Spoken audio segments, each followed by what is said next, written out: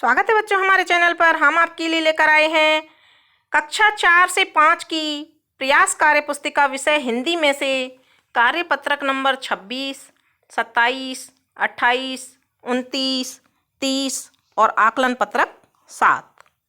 तो सबसे पहले देखते हैं कार्यपत्रक नंबर 26।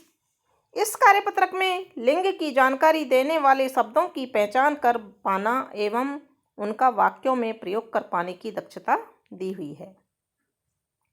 प्रश्न नंबर 1 है, दिए गए शब्दों को छांटकर तालिका में लिखिए।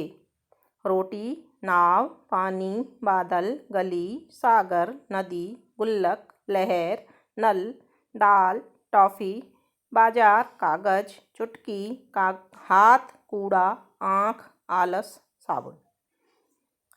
हमें इनमें से अलग करना है स्त्रीलिंग को। तो स्त्रीलिंग कौन कौन सी चीज़ें हैं?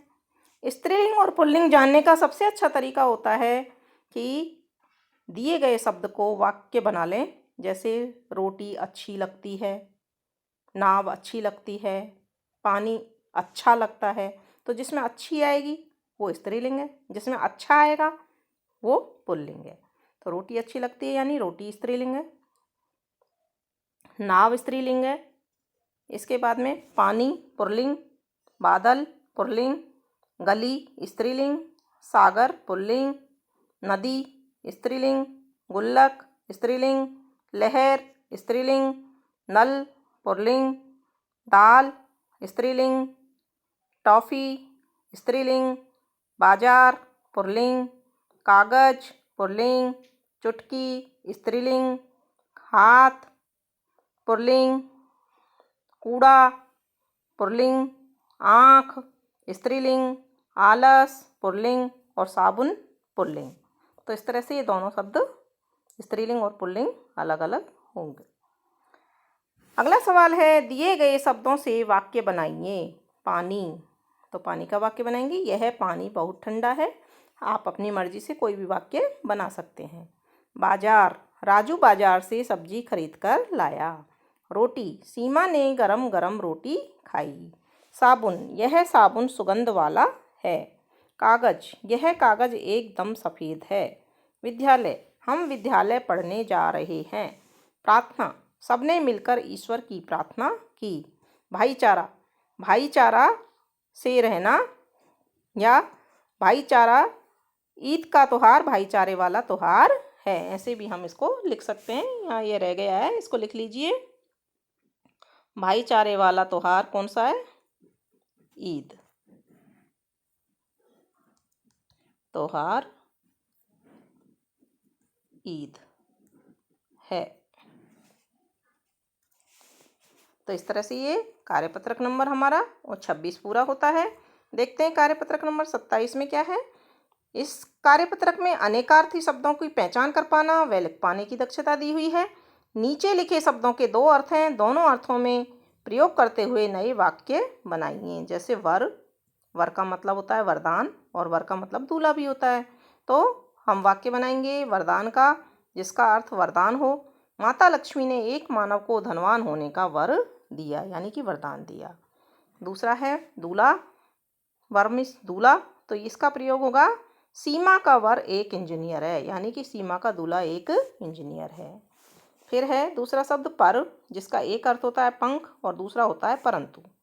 तो पहले के अर्थ में हम करेंगे चिड़िया अपने पर की सहायता से उड़ती है, और दूसरे का राजू घर से निकल गया पर स्कूल नहीं पहुंचा। उत्तर का मतलब, एक का मतलब होता है हम उत्तर देते हैं, जवाब देते हैं यानी कि प्रश्न का उत्तर, और दूसरा उत्तर होती है एक दिशा। तो पहले का वाक्य में प्रयोग होगा गुरुजी के प्रश्न का उत्तर नेहा ने दिया, और दिशा के पक्ष में ध्रुव तारा उत्तर दिशा में दिखाई देता है। पता, पते के भी 2 अर्थ होते हैं, एक तो मालूम और एक घर का पता। पापा को पता था कि मैं आऊँगा, और घर का पता, उसने पत्र पर घर का पता लिख दिया है। कनक, गेहूँ और सोना, राजकुमार ने अपने घर के लिए कनक गेहूँ खरीदे, और सोना, कनक महंगा होने के कारण बहुमूल्य धातु है। तो इस तरह से ये कार्यपत्रक नंबर 27 हमारा पूरा होता है। अब देखते हैं कार्यपत्रक नंबर 28। इसमें अलग अलग तरह के संदर्भों में आए शब्दों को समझ पाने की दक्षता दी हुई है। प्रश्न नंबर 1 है, झुंड में से एक चीज का नाम छांटकर अलग से खाली गोले में लिखिए। कौआ, मोर, गिलहरी, तोता। बिना पंख के कौन होता? तो इनमें से कौआ, मोर, गिलहरी और तोता में से गिलहरी अलग है, इसके पंख नहीं है, तो हमने इस गोले में इसको गिलहरी को लिख दिया है। दूसरी है, मछली, कछुआ, मेंढक, बंदर कौन नहीं रहता पानी के अंदर? तो इनमें से बंदर पानी के अंदर नहीं रहता है, तो इसको हमने यहाँ लिख दिया है। फिर अगला है, भैंस, बकरी, कुत्ता, गाय, ऐसा कौन जो घास न खाए? तो गाय, बकरी और भैंस तीनों घास खाते हैं, लेकिन कुत्ता घास नहीं खाता, इसलिए कुत्ते को यहाँ लिख दिया है। चौथा है, पेड़, पत्ता, जूता, डाल, इनमें से एक अलग निकाल। तो पेड़, पत्ता और डाल ये तीनों एक चीज़ है, लेकिन इनमें से अलग कौन सा है? जूता, तो जूते को हम यहाँ लिख देंगे। पांचवा है, लकड़ी, पटरी, बिल्ली, खाट, इनमें से एक अलग छांट।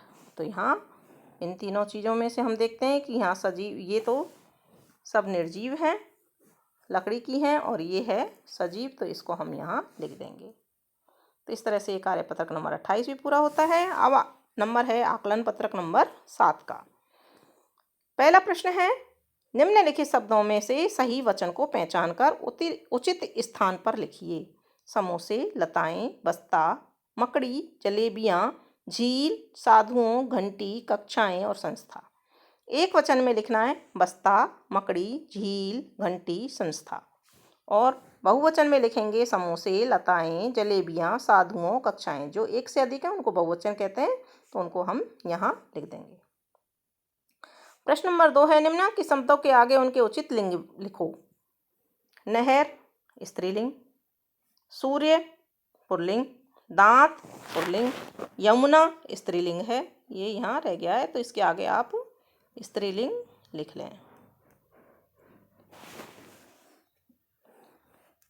तलवार, स्त्रीलिंग। अग्नि, स्त्रीलिंग। मालिक, पुल्लिंग। सुनार, पुल्लिंग। फिर प्रश्न नंबर 3 है, नीचे लिखे शब्दों के दो दो अर्थ रिक्त स्थान में भरिए। कुल यानी वंश, और कुल यानी कुलयोग, जिसको हम जोड़ कहते हैं।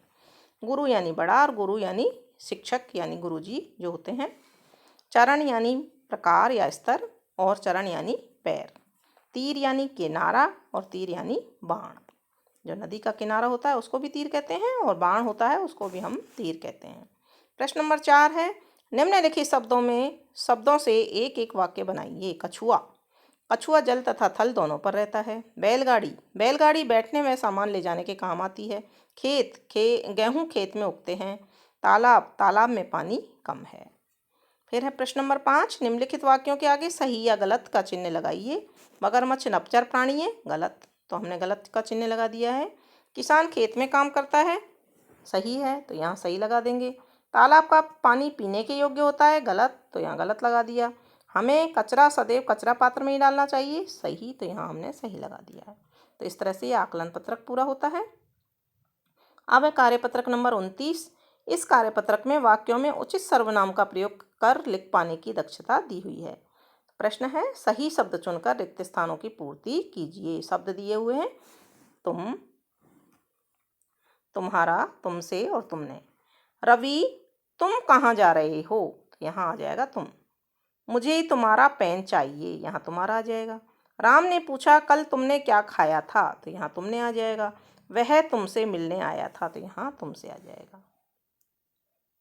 फिर है शब्द हम, हमारा, हमसे, हमें। तो इनमें से देखते हैं, कल हम साथ साथ खेलेंगे। राम हमसे मिलने आया था। क्या हमारा कूलर खराब हो गया है? क्या तुम हमें भूल गए हो? तो इस तरह से यहाँ सर्वनाम शब्दों का प्रयोग हो गया है। अगला है आप, आपका, आपसे, आपको, आपने। तो पहले में देखते हैं, मुझे आपका पत्र मिल गया था। राम को आपसे ज़रूरी बात करनी थी। कल आप कहाँ गए थे? वह आपको कुछ देना चाहता है। किसी से आपने कुछ कहा तो नहीं। तो इस तरह से यह है हमारा कार्यपत्रक नंबर 29 पूरा होता है। कार्यपत्रक 30 में देखते हैं, इसमें चित्रों के बारे में बातचीत कर पाना और अपनी राय दे पाने की दक्षता दी हुई है। यहाँ एक चित्र दिया हुआ है, इसमें एक कुम्हार मिट्टी के बर्तन बना रहा है, उनकी लड़की भी बर्तन बना रही है और खिलौने भी बना रही है।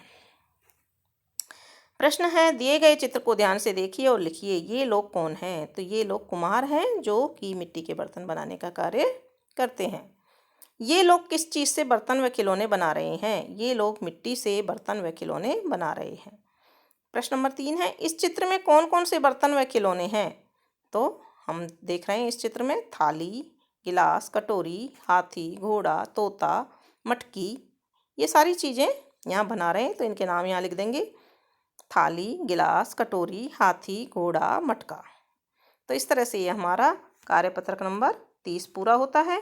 इस तरह से हमने 26 से लेकर 30 तक के कार्यपत्रक और आकलन पत्रक नंबर 7 का उत्तर यहाँ देखा है। आगे के कार्यपत्रक और आकलन पत्रक देखने के लिए बच्चों हमारे चैनल से जुड़े रहिए और हमारे चैनल को सब्सक्राइब जरूर कीजिए और दोस्तों के साथ शेयर कीजिए।